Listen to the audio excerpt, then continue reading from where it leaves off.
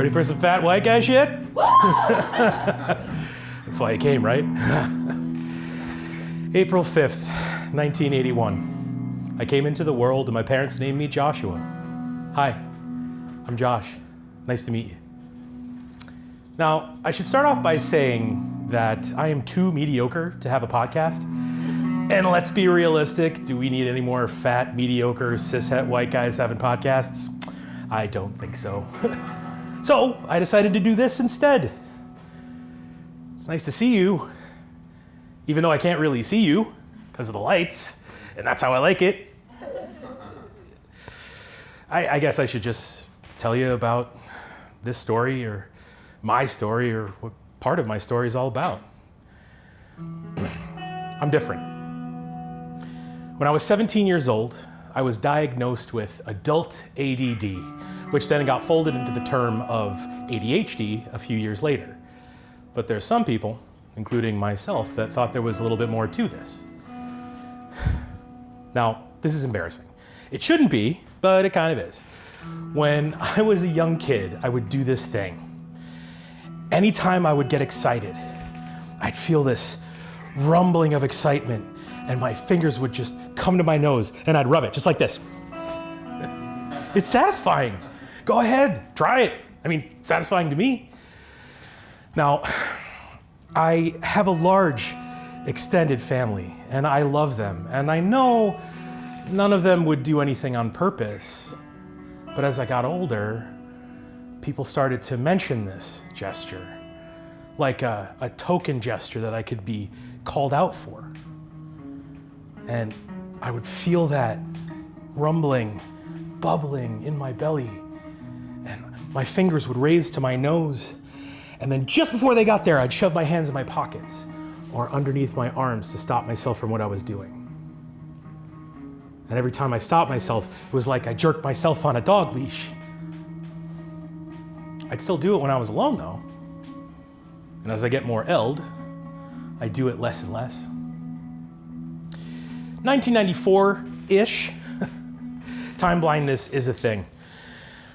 I was in a junior high school math class. My teacher's name was Miss Karachki. I had such a hard time in that class. It was algebra. I know, fuck algebra, right? I have since come to that end, but at the time I was focused on something a little bit more. If I didn't keep my grades up, I couldn't play hockey. Hockey was my life at the time. It's all I wanted to do. It's all that I thought I was good at.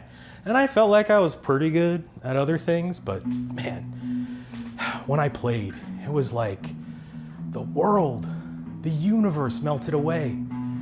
It was invigorating. It was liberating. It was like watching myself during an out-of-body experience. But this math teacher, this fucking math teacher, things got so bad that she called my mother, who was a teacher in another school, for a parent-teacher conference. Now, years later, my mom shared with me how that went. This is paraphrased and abridged. "We talked about your difficulties," she said. "None of the kids are having any trouble in the class. Your son is stupid."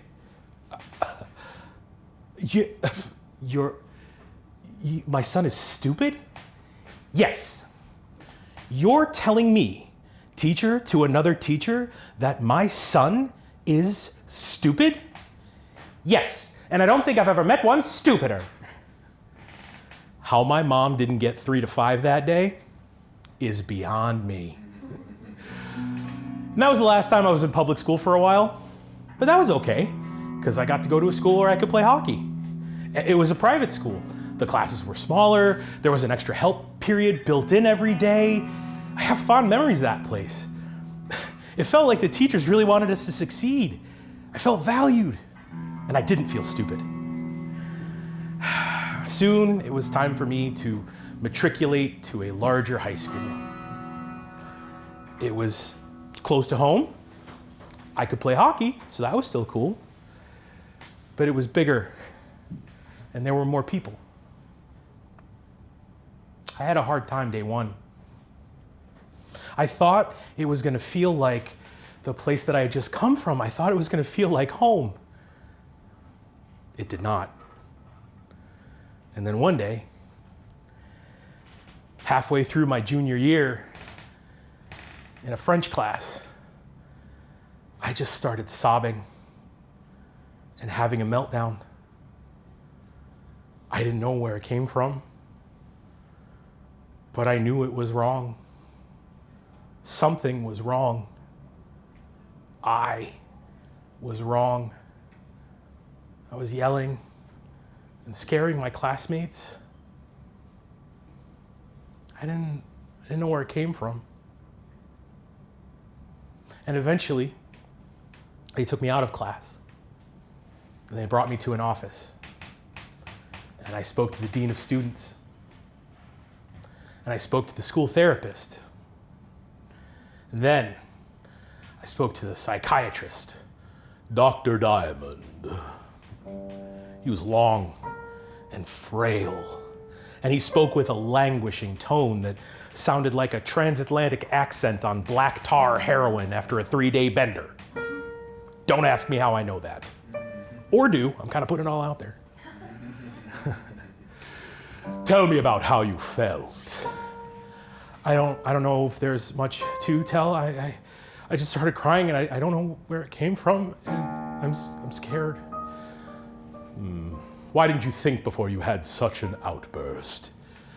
I don't know. I don't think anyone likes me and I can't think and I can't sleep and I'm scared and I just want to go home. Sounds like depression. Clinical at that. And we're going to prescribe you Prozac and judging by your size, an extra heavy dose. They eventually asked me to leave that school. The medication was making things more difficult for me. I lost all motivation. Hockey, gone. Writing, gone.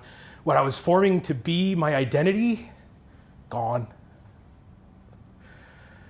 I wanted to cry so many times, but I couldn't.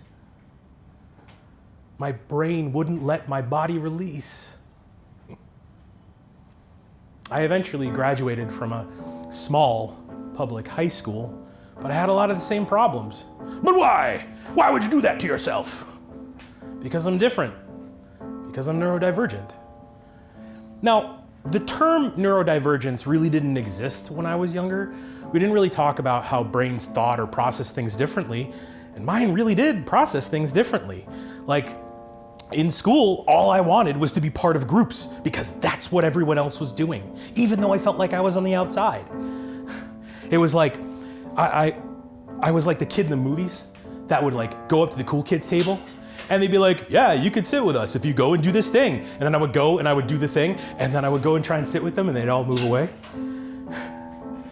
Even the people I did sit with, it really didn't feel like they liked me very much.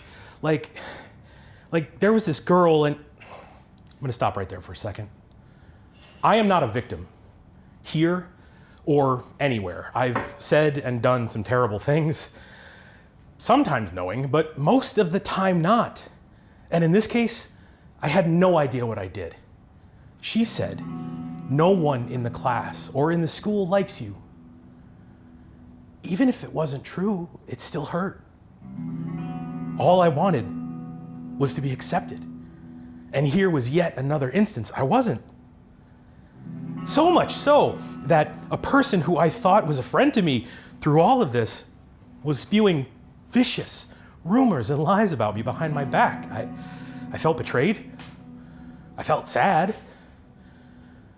And at this point, I stopped taking the medication. I started to feel things. They felt more raw. And I started to feel even more confused about who I was and where I was supposed to be in the world.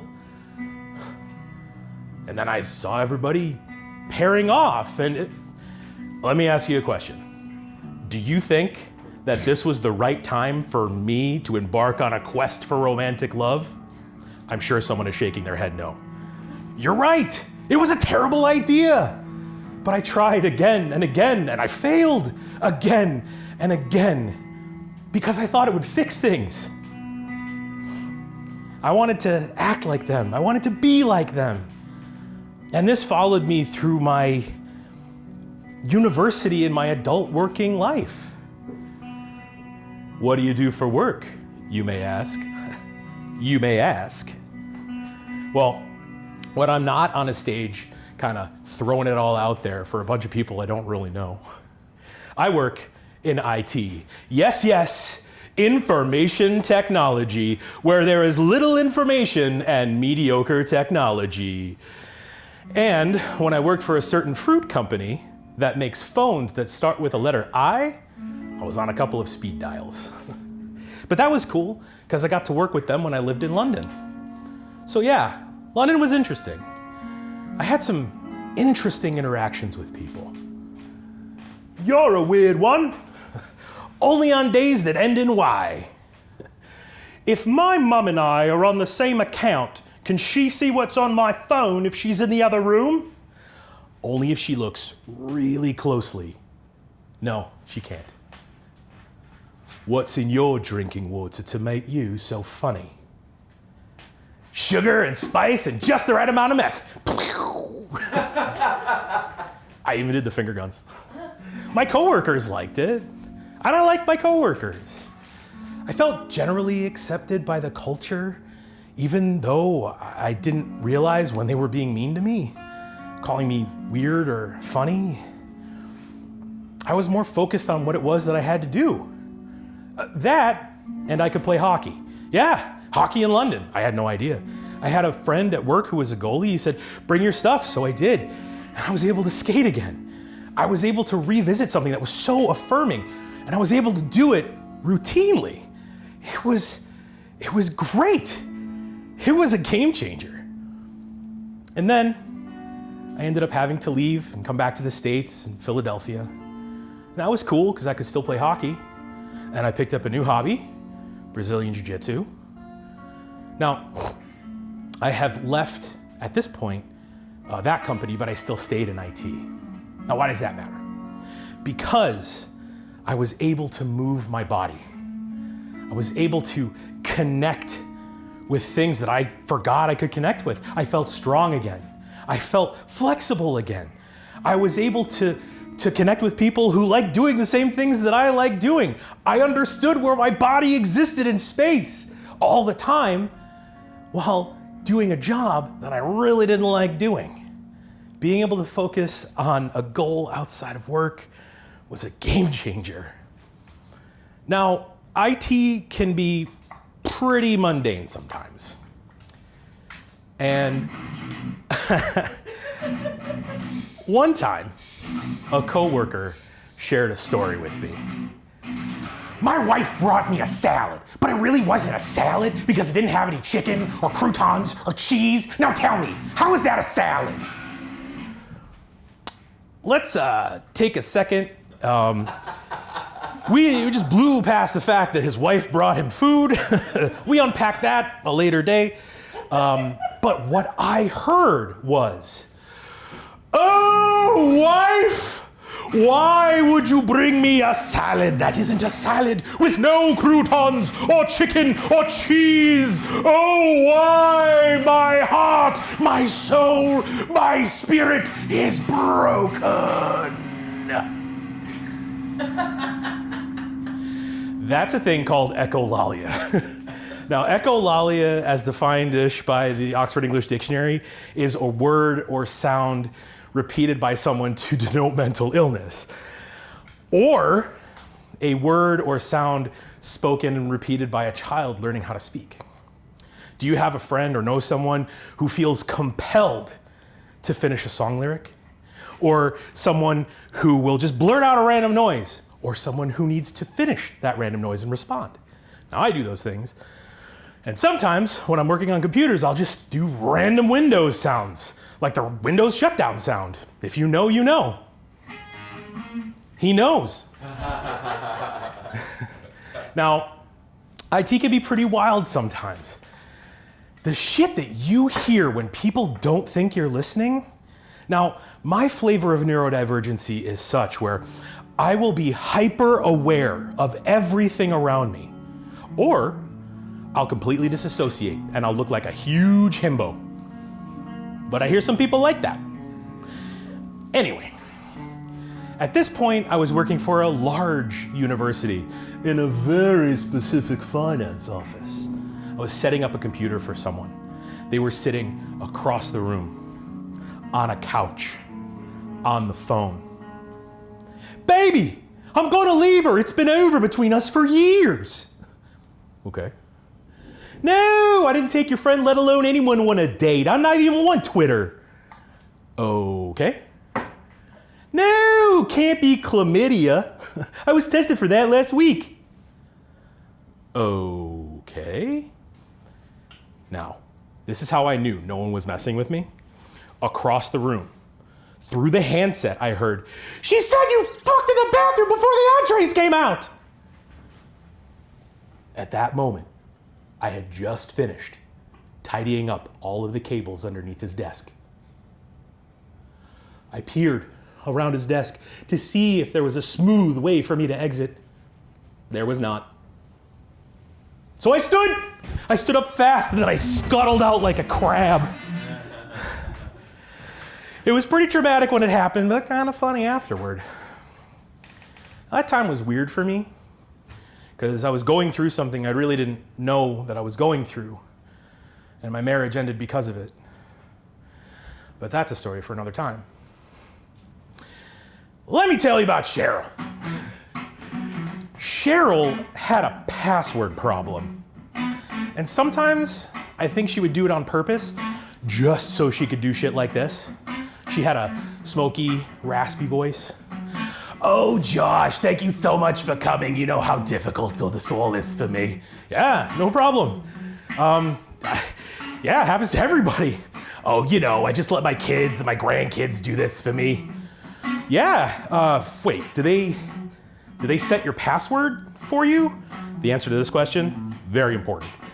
"Oh no, I do all that by myself." "Oh, okay. Why don't you just type one in and we'll see where we're at." Click, click, click, clack. "Oh my God, I'm so embarrassed. Oh geez. Oh my God, whoa, whoa, whoa, whoa. Whoa."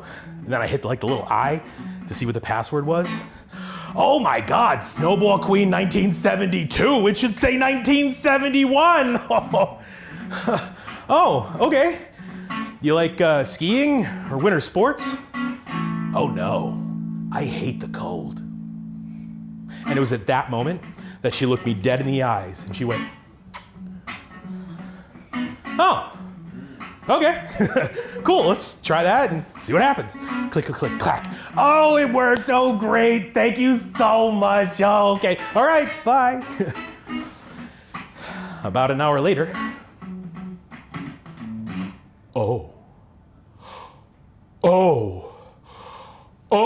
no, not that kind of snowball. Sweet Cheryl. Oh God, with kids and grandkids, who's so proficient at a specific type of oral that she's a queen? Kill some motherfucking prees. Oh God, was that traumatic? Absolutely. That made me think of every interaction that I had had with friends, with family, with coworkers. I started to do a deep dive, and I started to think about things that happened years ago. And with the help of therapy and the unwavering sense of not wanting to feel broken, to feel normal, I started to peel away the onion of truth.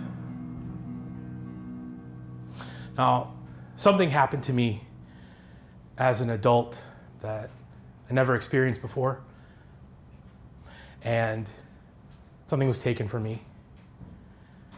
This is grossly abridged, but you'll get the gist. I was home from work after a long, long day. And my partner came back, very, very drunk.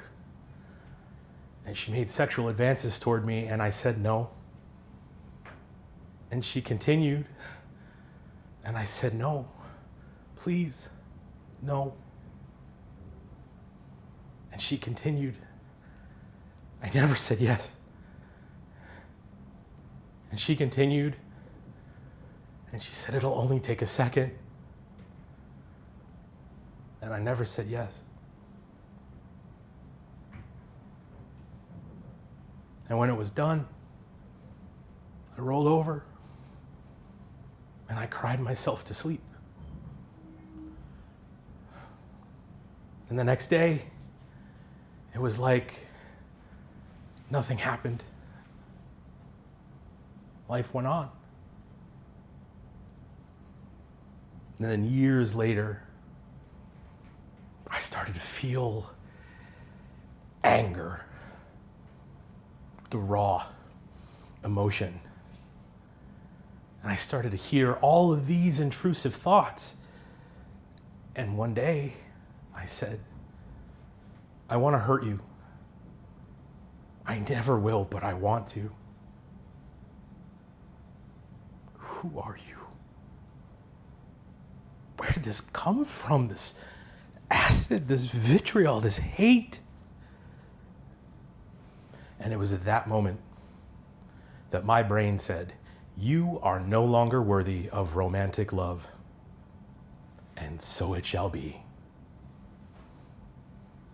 Now, I know logically and academically I am worthy of love. And I'm not the worst, most terriblest person to have walked the earth. Jury's out on that.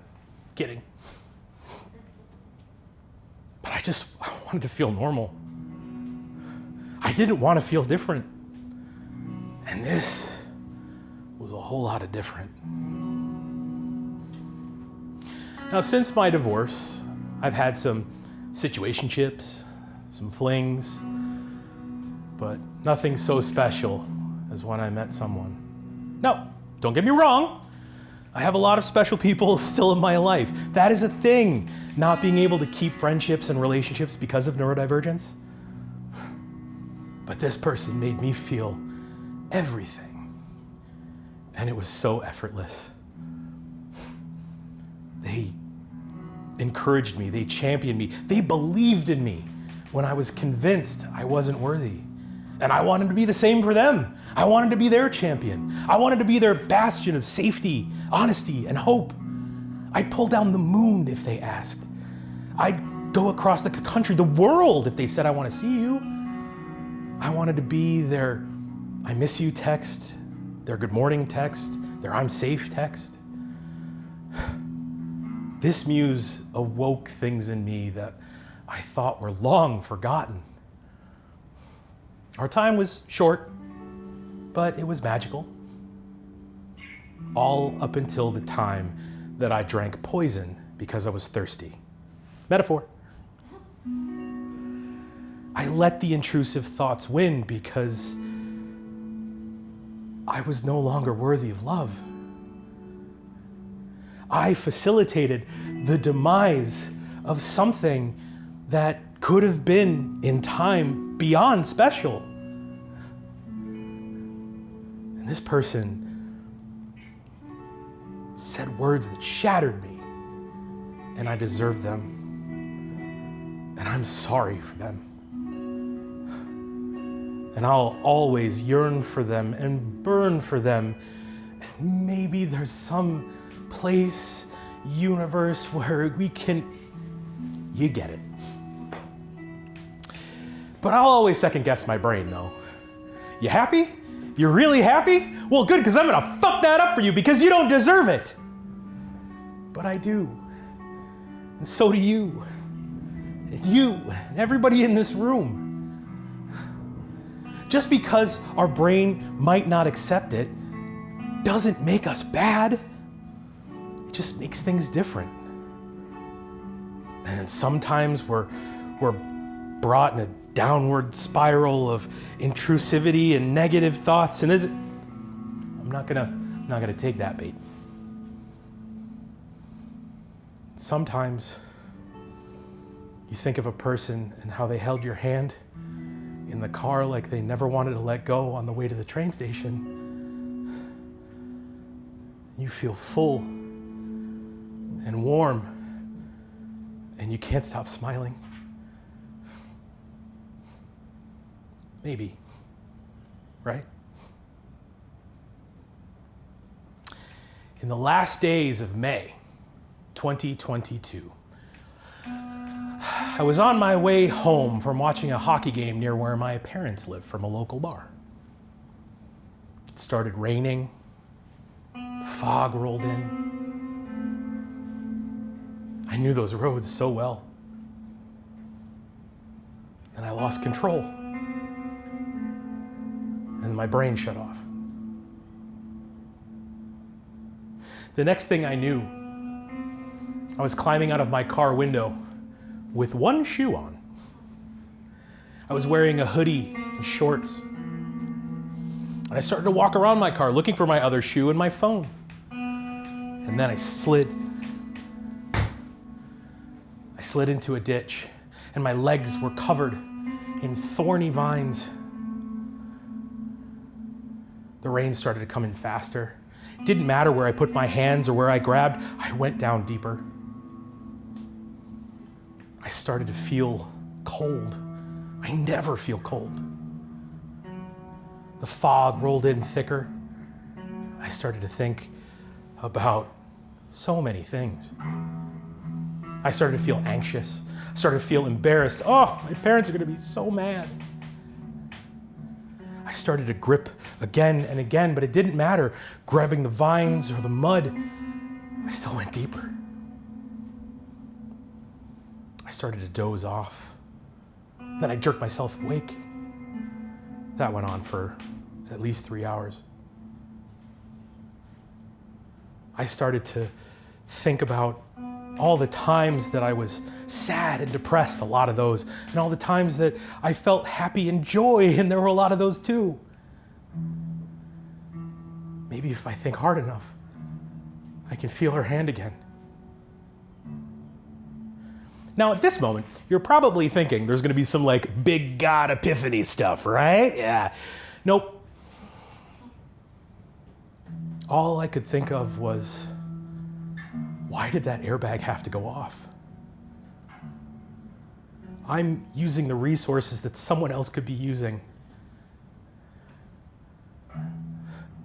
I don't deserve another second chance. And then I put my head in my shoulder and I exhaled, and then I crossed my arms and I exhaled. And then I closed my eyes and I exhaled. And then my body felt light and I started to drift away. Then I heard sirens and people shouting, and I responded, and they took me out and they brought me to a hospital, and I think about that all the time. Hyperfixations work both ways. Why me? Was I special? Is it divine intervention? I don't know. But it made me start to do some really introspective work. November 17th, 2023. I was waiting confirmation for an assessment that I took. And that was to confirm that I am a level 1 diagnosed autistic person. It was like someone handed me a candle when I was in a cave. Things just started to make sense. All those times that I had a problem being social, all the energy it took for me to be social, all the times that I had those meltdowns that I'll never forget. The nose thing, textbook stimming. And the time that I drank poison because I was thirsty. Metaphor. And I started telling people. And some people were like, oh, that's great, that's awesome. And then other people were like, no, you're not autistic, you can't be autistic. I've known you your whole life and you're not autistic. But it didn't matter. The puzzle pieces just started to fit. I felt valid. My path, however circuitous, is valid. You are valid. Neurodivergent brains are funny. Sometimes we glom onto a thing, and in this case, to a fault. My brain compelled me to do this. My need to speak was so great that I had to get on a stage and do this. But that's the struggle, right? Between feeling and understanding. And sometimes we feel too much. And sometimes not enough. And sometimes we don't know what to feel, so we look at other people because we don't want to feel different, even though we are. And then we realize none of that matters. And then we realize how difficult it's been living in a neurotypical world. It's been hard. And I share this with people that look like me, that look like you, every race and every creed. And it feels like all I've ever done is fall. And all I've ever done is get back up. Feels like I've always had an airbag. And I'm still here. And I'm not going to be erased. And I'm not going to let them erase you. Thank you for being alive.